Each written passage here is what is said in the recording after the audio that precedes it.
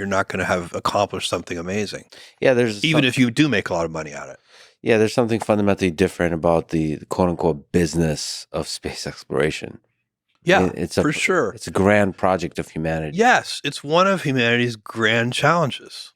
And especially as you look at going to the moon and going to Mars and building giant O'Neill colonies and unlocking all the things, I won't live long enough to see the fruits of this. But the fruits of this come from building a road to space, getting the infrastructure.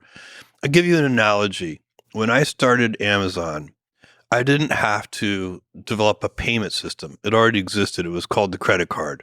I didn't have to develop a transportation system to deliver the packages. It already existed. It was called the Postal Service and Royal Mail and Deutsche Post and so on. So all this heavy lifting infrastructure was already in place, and I could stand on its shoulders. And that's why when you look at the internet, by the way, another giant piece of infrastructure that was around in the early, I'm taking you back to like 1994, people were using dial-up modems, and it was piggybacking on top of the long distance phone network. That's how the internet, that's, how people were accessing servers and so on.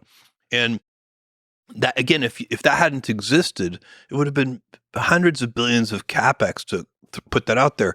No startup company could have done that. And so the problem, you see if you look at the dynamism in the internet space over the last 20 years, it's because, you see like two kids in a dorm room could start an internet company that could be successful and do amazing things because they didn't have to build heavy infrastructure. It was already there. And that's what I want to do.